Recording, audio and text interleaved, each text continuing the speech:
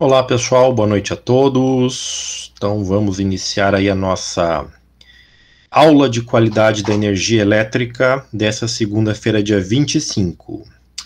Bom, com relação ao feriado da próxima semana, né, que vai ser na terça-feira, dia 2, não foi passado nada ainda se vai ter alguma emenda, não é? Se eles vão adiantar esse feriado, se nós vamos ter aula ou não na segunda-feira. Então, assim que tiver isso definido, não é? A gente já vai saber se nós teremos aula ou não. Então, por enquanto, vamos tratar como sendo um dia letivo normal, né? Daí nós teríamos aula no dia 1, que é a próxima segunda, e depois no dia 8 seria a nossa última aula.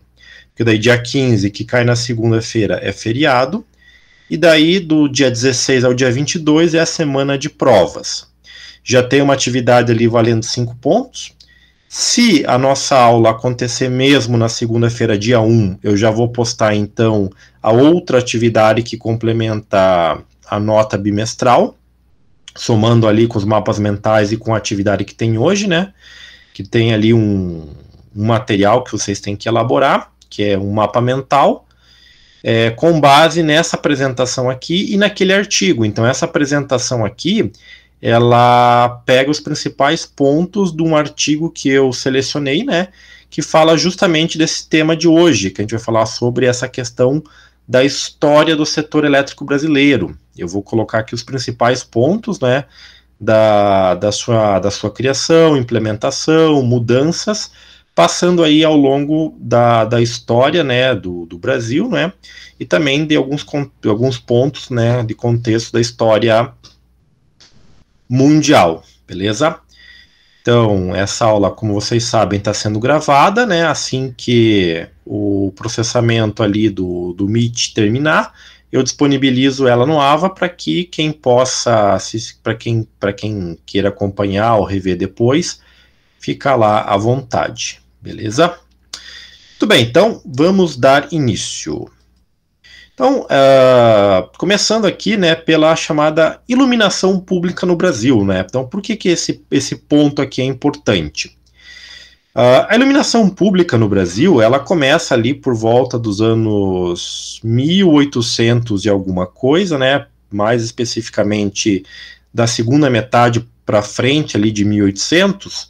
Por quê? Porque a família real portuguesa tinha abandonado Portugal, né? Devido lá às guerras napoleônicas que estavam assolando a Europa. E Napoleão já tinha invadido ali a França, estava em constante tensão militar e combates com os ingleses, não é? E daí sabia-se que ele podia se expandir para toda a Europa. Então, esse medo, né, fez com que a família real portuguesa, né, mudasse a sede do reino para o Brasil. Ali para frente de 1800, né, da segunda metade de 1800 para frente. E aí, quando eles vieram para cá, uma série de serviços, infraestruturas e melhorias tiveram que ser criadas, não é, para poder, né, permitir a estadia deles aqui.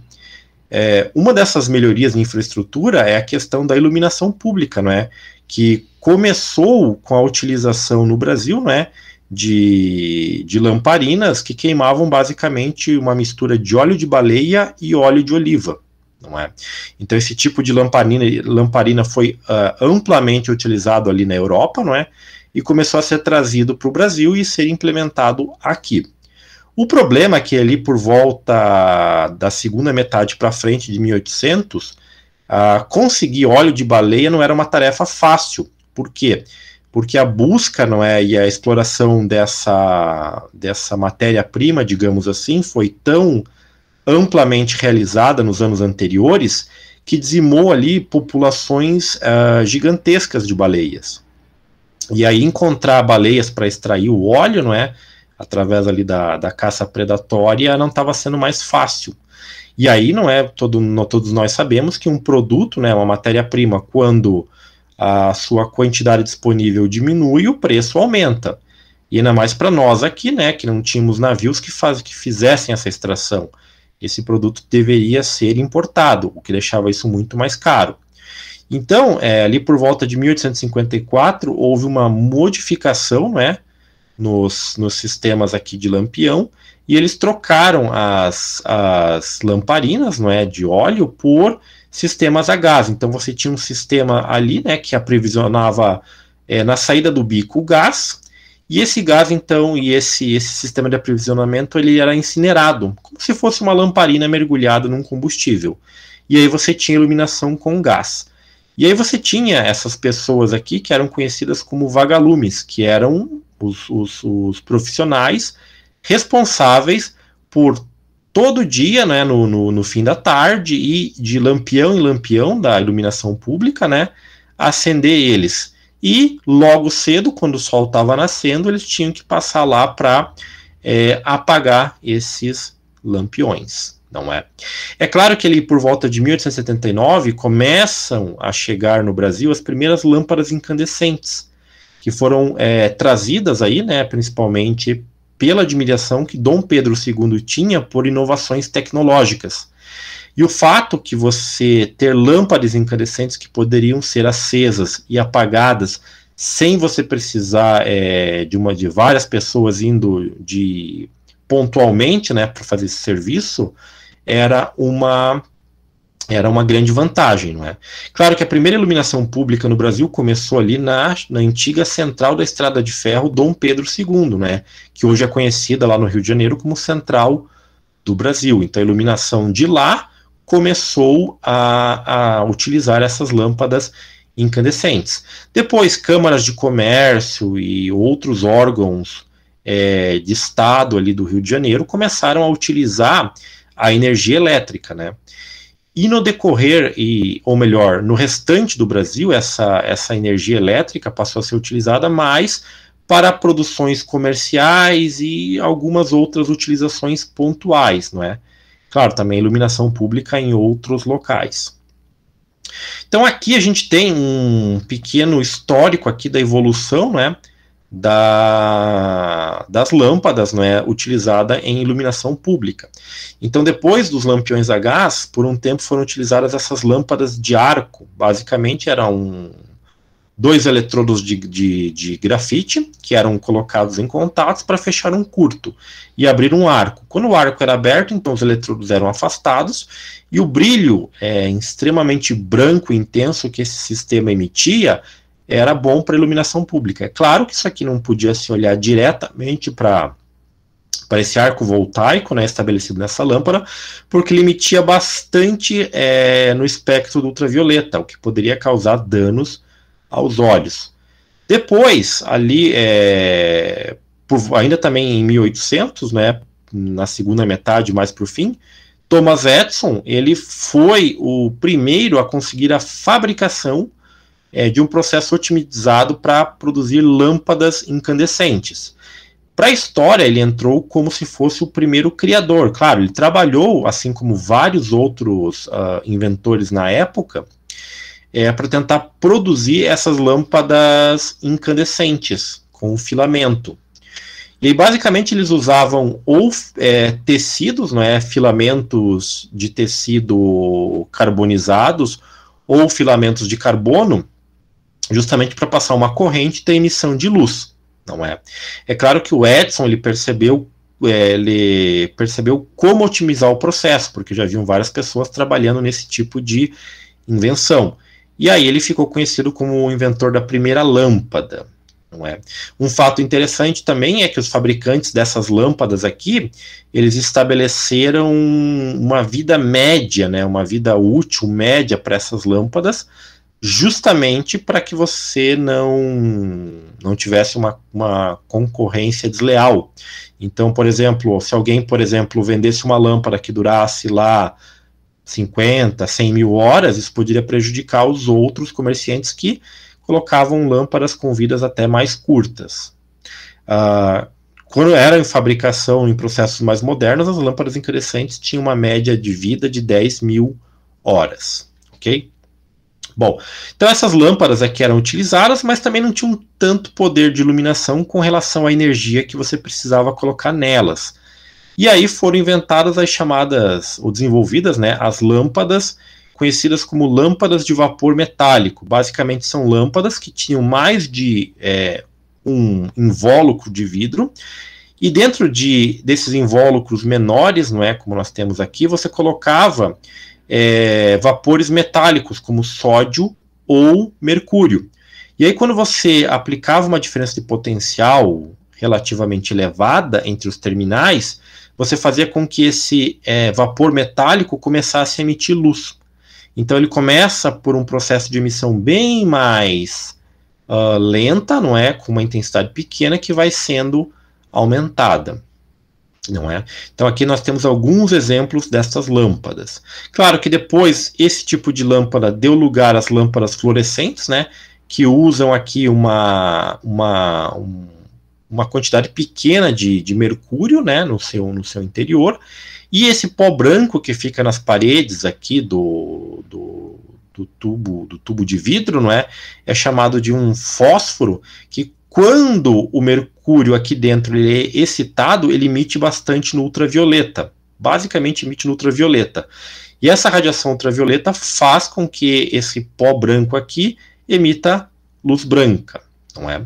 E por fim nós temos hoje, aí começam a ser utilizadas na iluminação pública, né, as lâmpadas de LED, né, que são mais econômicas, mais eficientes e têm uma melhor otimização com relação ao gasto energético, certo?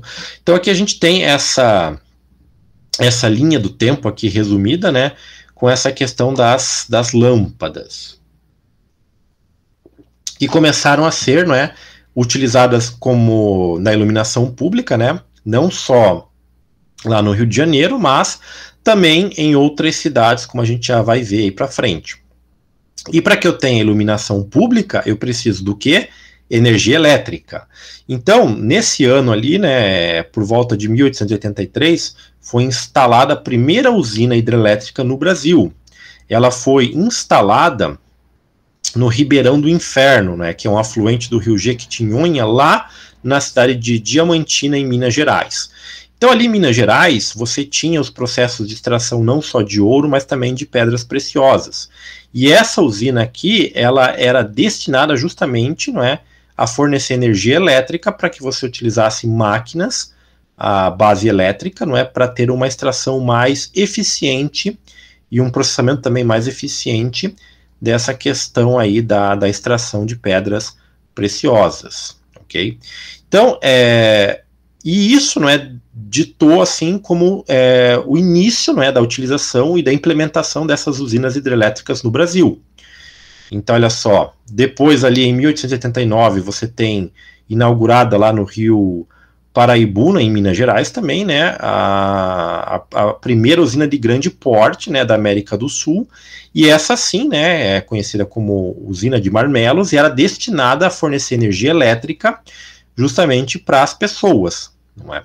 É claro que essas primeiras usinas aqui usavam aquele modelo ainda da corrente contínua, em que para localidades mais distantes você tinha uma certa dificuldade, né, para abastecimento da energia elétrica, ok? Bom, daí no início do século XX, né, essa tecnologia da eletricidade começou a ser difundida no Brasil, não é? Ela se espalhou pouco a pouco, né, nos principais centros urbanos para atender iluminação pública, câmaras de comércio, a questão dos bondes elétricos, não é, para você substituir os veículos de tração animal que circulavam pelos centros, o telégrafo, que era um sistema de comunicação, não é, e depois, posteriormente, o telefone. E, claro, né, depois também para os usos domésticos, ou seja, a eletricidade estava chegando também nas residências das pessoas, ok? E a maioria das companhias de produção e distribuição de eletricidade, basicamente eram o quê? Fazendeiros que nas suas propriedades, eles tinham o quê? Rios que tinham um potencial de produção de energia elétrica. Que daí eles começaram a se estabelecer como, não é, comerciantes, não é, e empresários desse setor energético, certo? Então, para vocês terem uma ideia, no Brasil, ali na década de 20, né, 1920, havia cerca de 343 hidrelétricas no Brasil, que representavam aí cerca de 88,4% da oferta total de eletricidade no país. 10 anos depois, ali na década de 30, não é, isso já tinha crescido bastante, tinha passado aí para 1.211 usinas, não é, gerando aí 630 megawatts. Não é. Então isso aqui é uma imagem, né, da parte central de Curitiba que eu encontrei, né, uma das primeiras cidades a ter iluminação pública ali no início dos anos 1900. Não é? Então você vê aqui que tem alguns postes, né, com a fiação e a iluminação pública com base elétrica já instalada, não é? E as casas na região central, né, que ficassem próximas da rede elétrica, também poderiam ser conectadas à rede, ok? Beleza. E aí, a gente tem que sublinhar, né, ou destacar esses dois caras aqui, né? A Comissão Geográfica e Geológica e a Comissão de Forças Hidráulicas do Serviço Geológico e Mineralógico do Brasil. Eram essas duas comissões, não é, esses dois órgãos, que faziam um levantamento da viabilidade energética de instalação de uma hidrelétrica, não é?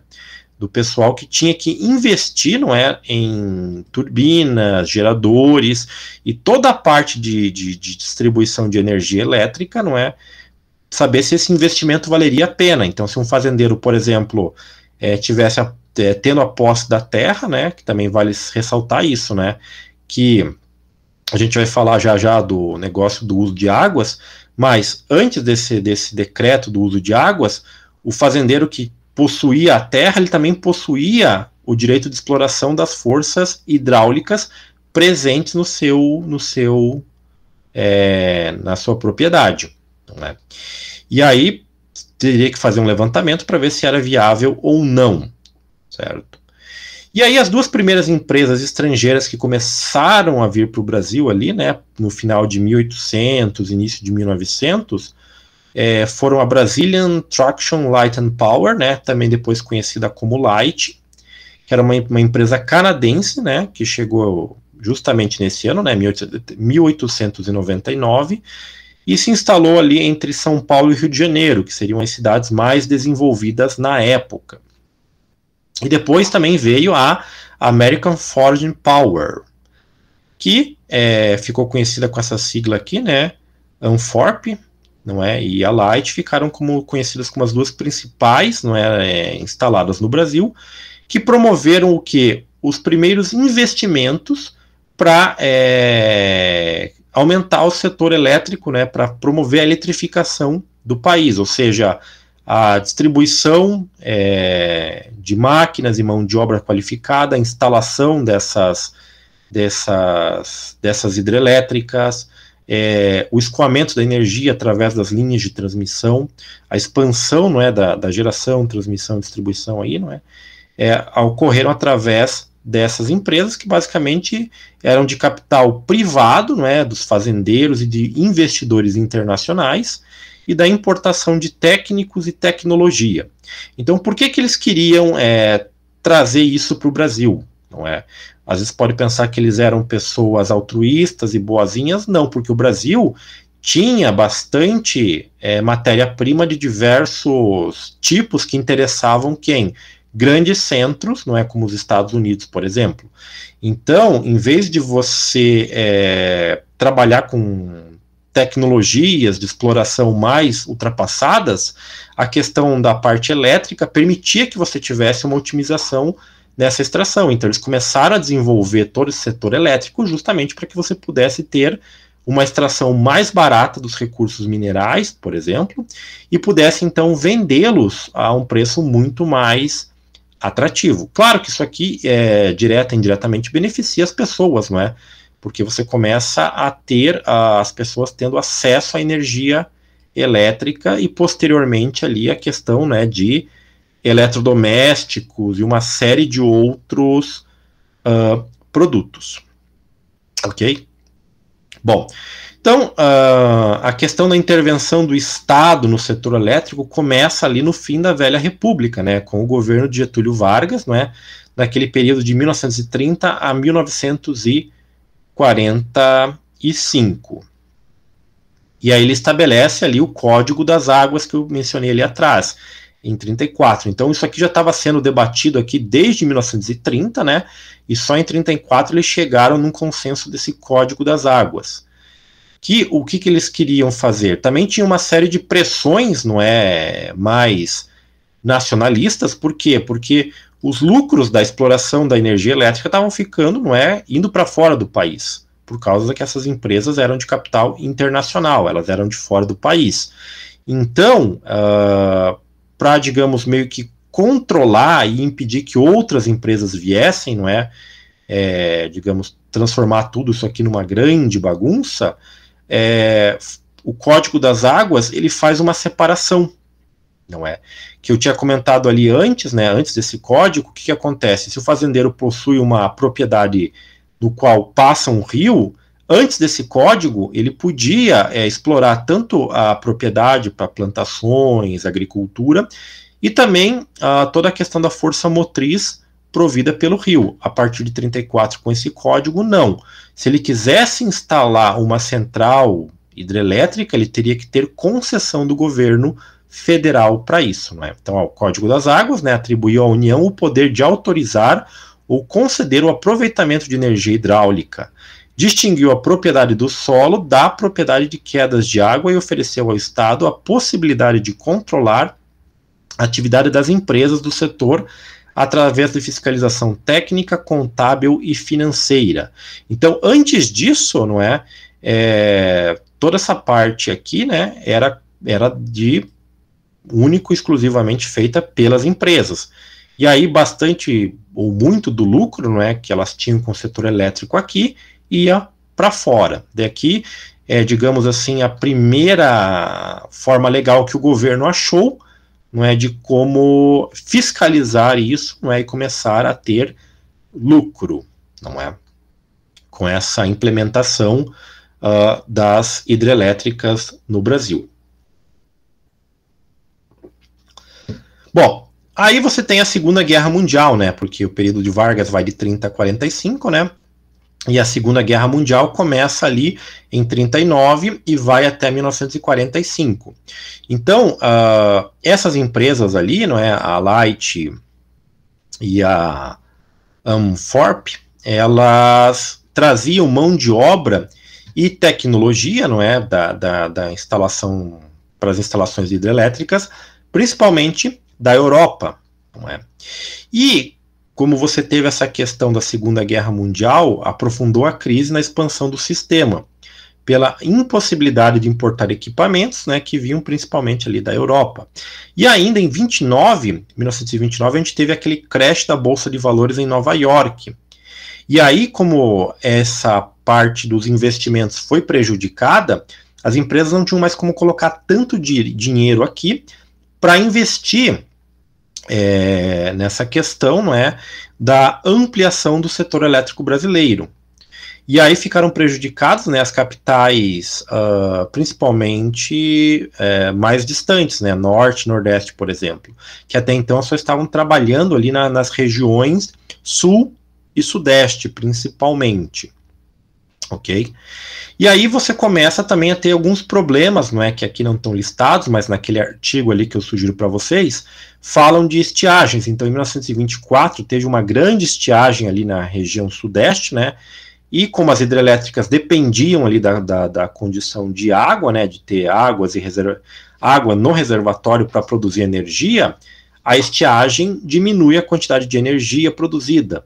Tanto é que se vocês procurarem ali no artigo, nas referências, vocês vão ver referências de jornais da época em que as pessoas ficavam em períodos de 5 a 7 horas na cidade de São Paulo sem energia elétrica. Então, mostrando que essa questão das estiagens, elas já aconteciam ali por volta do início dos anos 1900, ok? Bom, então, consequência desse contexto, né, você não tinha como trazer mais equipamentos para ampliar a demanda que estava crescente por energia elétrica nesse período, e você não tinha investimentos vindo de fora, o que acontece? Você diminui uma diminuição geral na construção de novas unidades de grande porte, no período de 30 até 40, não é?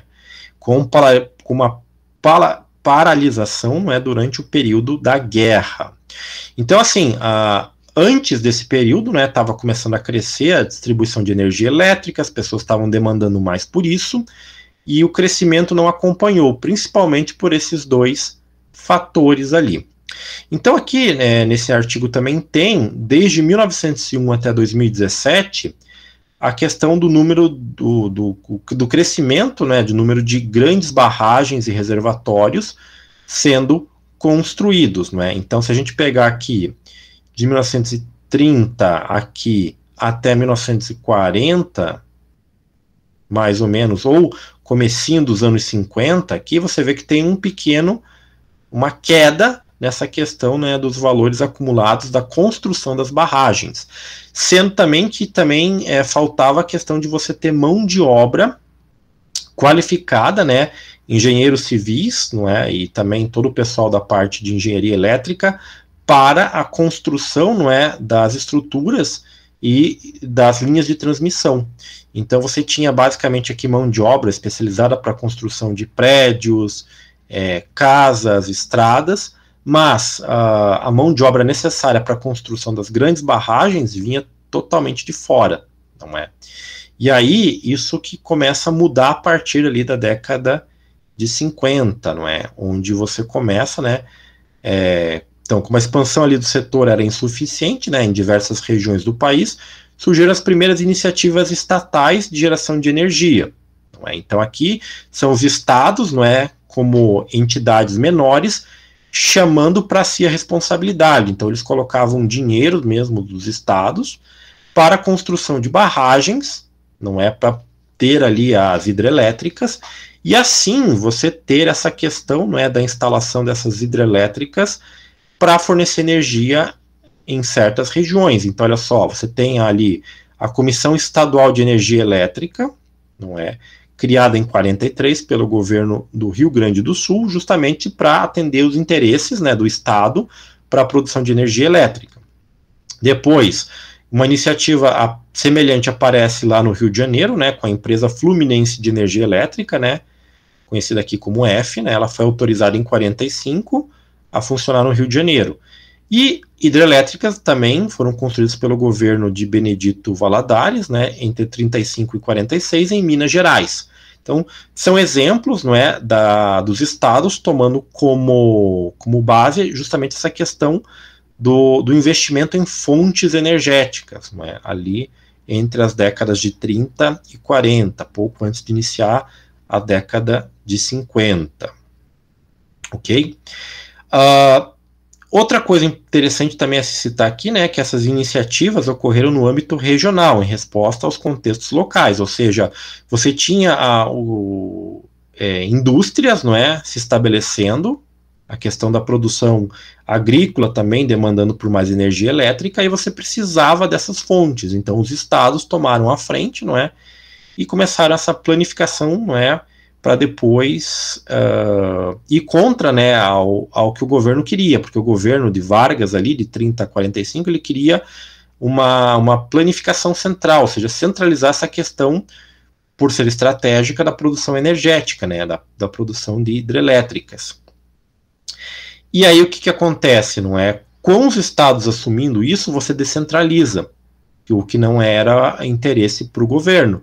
Mas como eles não tinham como oferecer recursos, não é, para que essas hidrelétricas fossem estabelecidas, né, instaladas, ele teve que ceder essa questão da pressão política, não é? E também da questão comercial, não é? Porque senão ia perder investimentos.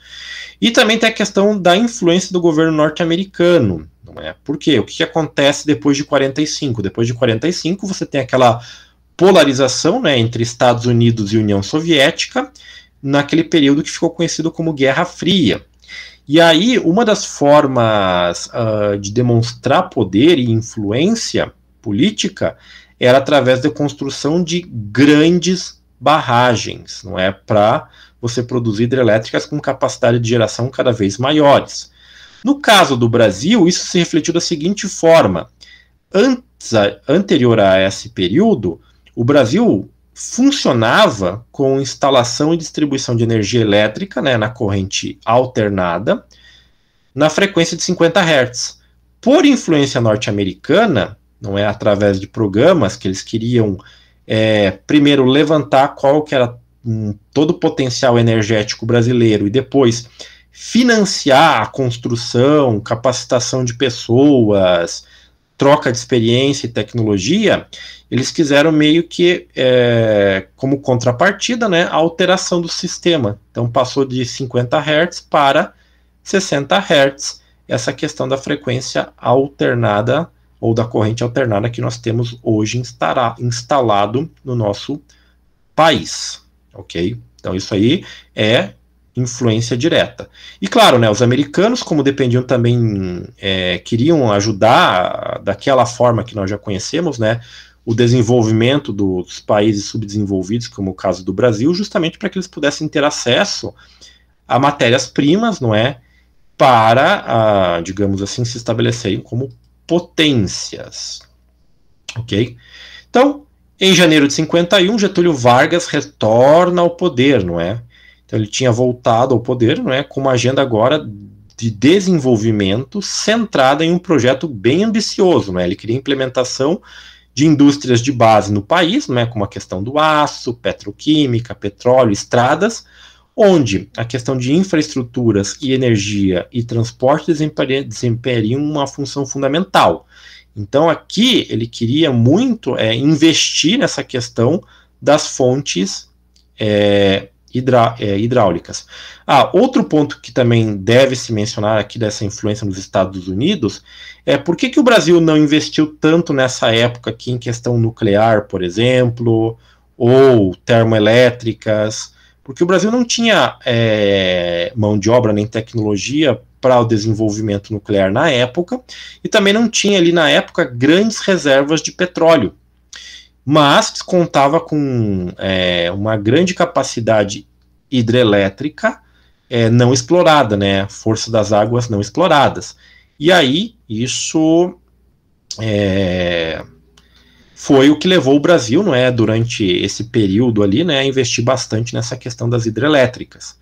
Claro que para construir uma hidrelétrica a gente sabe que demanda muito esforço, tempo e principalmente dinheiro, que muitas vezes o governo brasileiro não tinha, não é?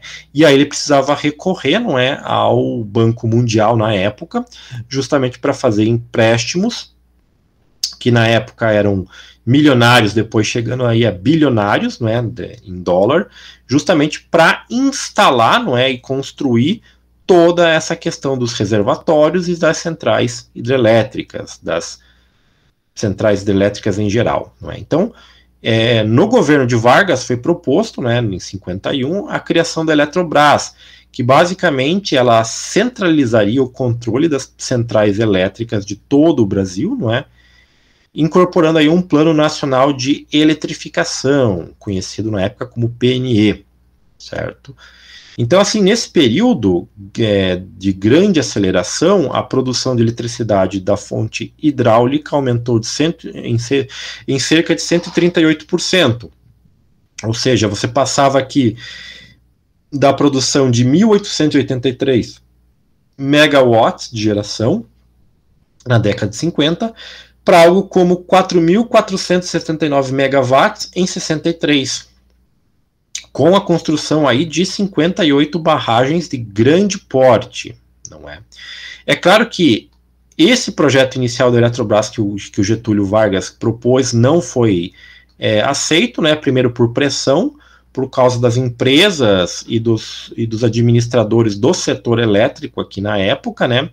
Que comandavam isso daqui, porque eles tinham receio de que se a Eletrobras começasse a controlar tudo, ou seja, centralizar tudo, eles não teriam mais, digamos assim, tanto controle, não é? Poderiam ficar muito mais como pessoas que investiriam dinheiro, mas não teriam um retorno, não é? Então, claro que daí essa questão da Eletrobras, ela só foi finalmente, né, promulgada em 25 de abril de 61, né, durante o governo de João Goulart, né, que foi necessário isso. E aqui você tem o número de barragens sendo construídas ao longo dos períodos, né, então olha só, de 30 até 40, né, Aqui depois, na década de 50 e 60, você tem um crescimento bastante grande, né? Até 2009, depois de 2009, ou perdão, de 90 até 99. Depois aqui você tem uma caída nisso, né? Só deixa eu dar uma confirmada aqui. Exatamente. Primeira coluna aqui é de 1901 até 1930, depois de 31 a 50, aí você tem um aumento aqui de 51 até 89, de 90 a 2001 você tem uma queda, né? Você volta aos patamares lá dos anos 30 até os anos 50, e de 2002 a 2017 começa a crescer novamente, né? Você começa a ter ali, né, essa questão da energia, né, da construção de barragens para produzir mais energia elétrica no Brasil. É claro que no decorrer desses períodos aqui também ocorreram crises hídricas, não é?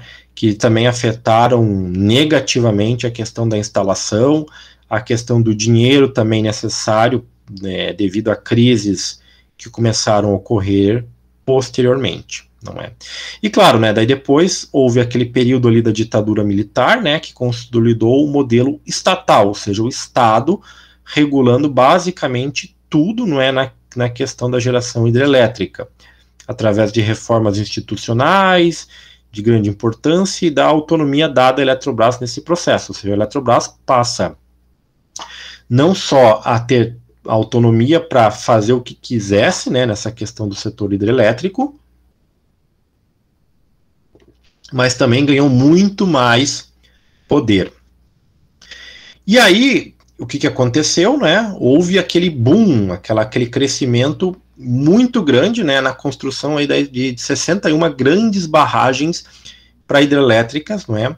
Que aumentaram muito a capacidade instalada, passando daqueles 4.894 megawatts para 37.437 megawatts entre os anos de 64 e 85, enquanto permaneceu, né, esse regime militar, ok? E aqui também começou um processo de eletrificação residencial, né, que chegou a 75% das residências brasileiras em 1985, contra então somente 45% em 1970. Não é? Daí começa a vir aquela questão lá do Brasil crescer 50 anos em 5, questão de infraestrutura, ok? E aí você também tem um outro elemento importante aqui, que é o aumento da construção, das hidrelétricas durante o regime militar. Foi uma série de estudos de potencial hidrelétrico conhecidos como Canambra, não é? Esse projeto aqui basicamente avaliava de maneira muito mais detalhada todas as fontes hídricas que o Brasil tinha, não é? Ou seja, isso aqui era em âmbito nacional e de ponto de vista mais estratégico. Claro que havia alguns estudos ali, não é? Daqueles no negócio da lei das águas, das comissões geológicas que nós vimos anteriormente, mas aquilo eram coisas mais pontuais, mais locais. Esse aqui foi do primeiro a nível federal, certo? Que foi realizado aí na década de 60 e também foi financiado pelo Banco Mundial, não é? Em contrapartida, não é? A exigência do Banco Mundial era que nós comprássemos tecnologia, mão de obra, tudo isso vindo diretamente dos Estados Unidos, não é?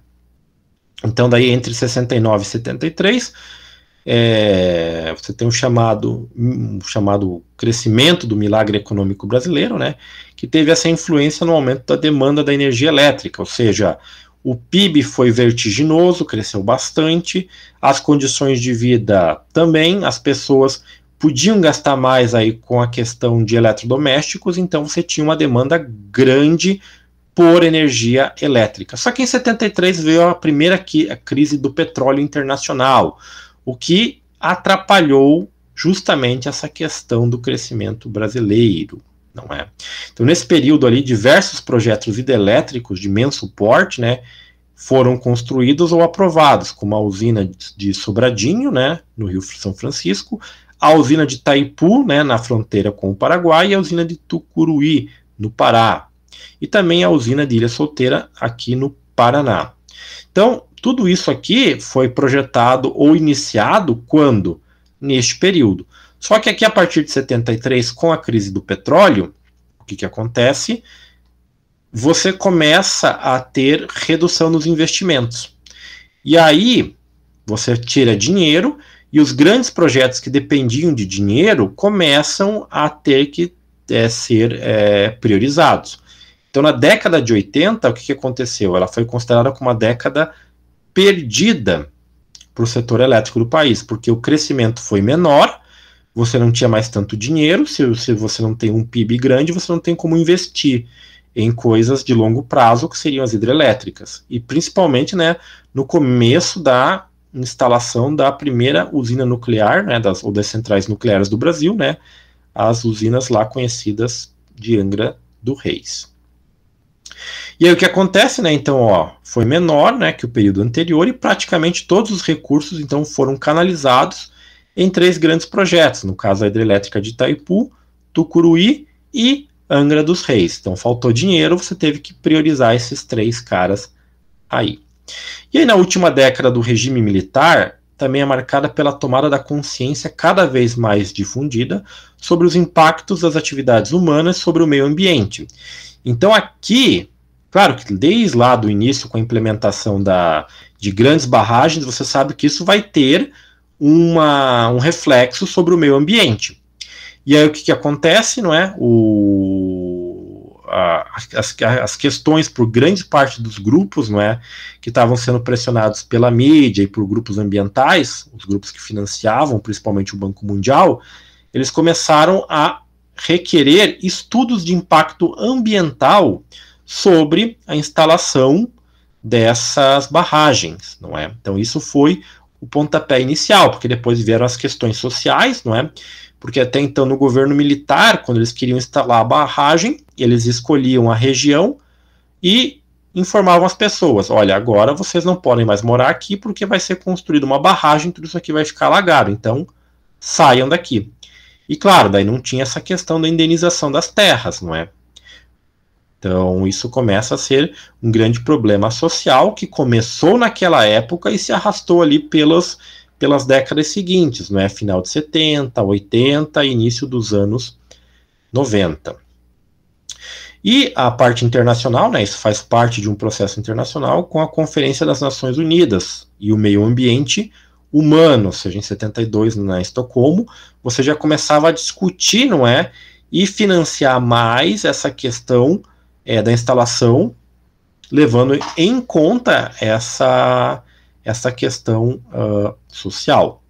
Daí, ali em 1989, né, você tem um relatório do Comitê de Gestão de Empresas do Setor Elétrico, né, esse COGE aqui, da Eletrobras, que avaliou, né, a introdução de variáveis ambientais dentro dos planos de desenvolvimento para o setor elétrico, ou seja, a questão de qual seria o impacto para fauna e flora, a questão social e cultural das regiões, como você faria a questão também do ressarcimento, não é, das terras, ok?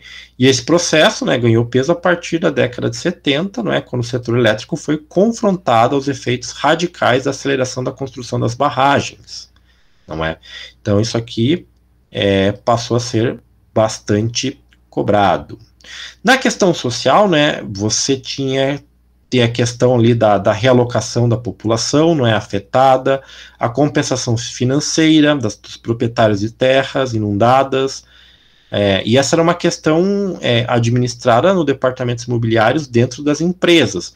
No início, não é, a pessoa tinha que mostrar que tinha propriedade das terras e que explorava ali, quanto que ela lucrava, para poder ter uma indenização que muitas vezes era pequena. Só que tinham pessoas que não tinham, principalmente na região norte e nordeste, títulos de terra, de propriedade. Então elas não tinham como reivindicar a posse da terra para pedir esse tipo de indenização. Ok? Questões também indígenas começaram a ser muito, muito debatidas aqui nessa época, né? Que parece que agora também volta, né, novamente aí por questões cíclicas, né? E aí o Ministério de Minas e Energia, né, que foi estabelecido nesse contexto todo aí cultural e social, ele passa a considerar essa tendência. Então ele emitiu daí diretrizes, não é, para antecipar o quê? Qualquer demanda potencial que exija que os aspectos ambientais sejam abordados no relatório de viabilidade para serem aprovados. Ou seja, você quer instalar uma hidrelétrica numa determinada região, você tem que fazer todo um levantamento ambiental para assim conseguir as licenças para que esse projeto seja aprovado. E claro, tem a questão de todo o empenho de valores, tem toda uma questão ali também de impacto social e cultural que você vai criar na região quando você vai instalar uma hidrelétrica, e isso dura aí por anos e anos afins.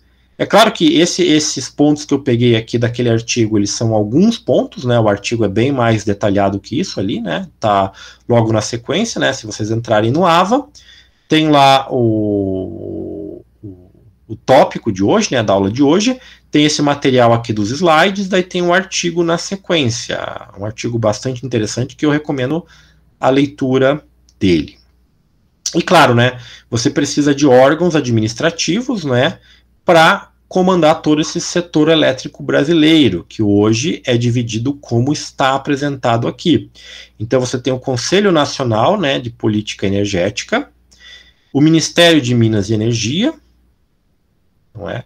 O Comitê de Monitoramento do Setor Elétrico, a Empresa de Pesquisa Energética, a EP, o Operador Nacional do Sistema, a Câmara de Comercialização de Energia Elétrica, que nós já vimos aí como é o processo de comercialização em aulas anteriores, e a ANEEL, né, a Agência Nacional de Energia Elétrica. Então, assim que está organizado essa esfera do setor elétrico brasileiro, cada um com as suas competências. Não é? Então, o Ministério de Minas e Energias, né, ele encarrega-se da formulação do planejamento e da implementação das ações do governo federal no âmbito da política energética nacional. Então, toda a questão estratégica, desenvolvimento para os próximos anos, investimentos, a questão lá dos programas de energias renováveis, tudo isso passa pelo Ministério de Minas e Energias.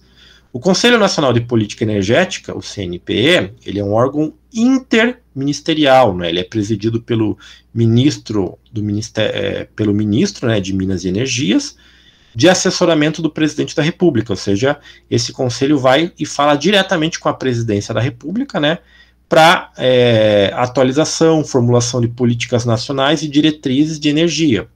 Então, ele faz todo um levantamento histórico, social, ambiental, previsões hídricas, justamente para prever, não é? Pelo menos deveria ser isso aqui em teoria, né? Para propor as diretrizes da questão energética aí nos próximos anos, ok? E aí, fazendo essas revisões periódicas da matriz energética, não é? Que hoje aponta aí para a diversificação, não só como as questões hidrelétricas, mas também, em um certo patamar, combustíveis fósseis e as renováveis. Depois tem a empresa de pesquisa energética, né? Que ela é uma empresa pública federal dotada de personalidade jurídica, né? De direito privado, e vinculado ao Ministério de Minas e Energia, e ela tem por finalidade prestar serviços na área de estudos e pesquisas destinadas a subsidiar o planejamento do setor energético, não é?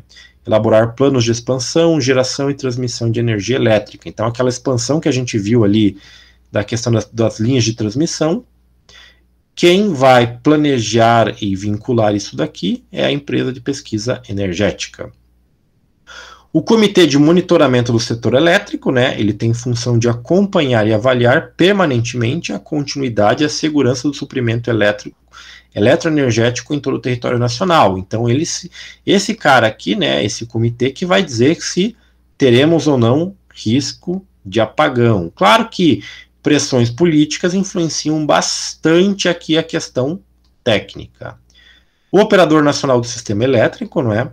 É uma pessoa jurídica, né, de direito privado, sob forma de associação civil, sem fins lucrativos, e é responsável pela coordenação e controle, né, e operação das instalações de geração, transmissão de energia elétrica do nosso SIN, o Sistema Interligado Nacional.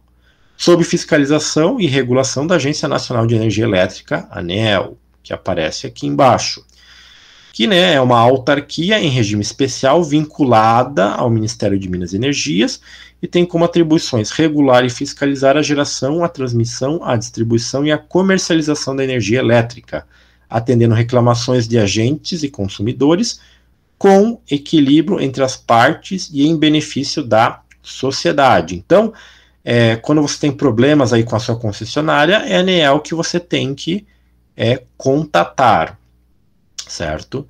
E a Câmara de Comercialização da Energia Elétrica, né, a CCE, que a gente já viu, é uma associação civil integrada pelos agentes de categorias de geração, distribuição e comercialização, que desempenha um papel estratégico para viabilizar as opções de compra e venda da energia elétrica sempre da maneira mais proveitosa possível para ambas as partes, ok? É claro que a instituição desses caras aqui, né, está associada a decretos e leis e regulamentações que começam ali a partir do ano 2000, como a gente já viu naquela questão da comercialização. Nesse artigo aqui, né, que eu usei para montar todas essas outras partes, também fala um pouco desses caras aí, sendo que o foco principal realmente é a questão da evolução histórica do setor elétrico brasileiro. Beleza? Bom, então o que eu queria passar para vocês nessa aula era basicamente isso, né? Daí fica ali para vocês fazerem aquele mapa mental, né? Só que agora não só baseado nesses slides aqui, né? Nesse material, mas também no artigo. Então baixem o artigo ali, né? Leiam ele e daí vocês têm ali até as 11h50, né, de hoje para enviar o mapa mental. Aí se tiverem qualquer dúvida, comentários, estou aqui à disposição de vocês.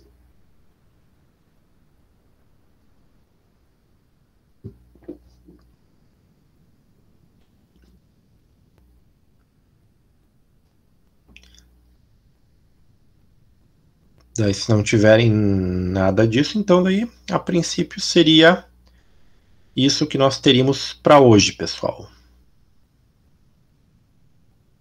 Beleza, professor, até mais. Beleza, até. Valeu, pessoal, até mais.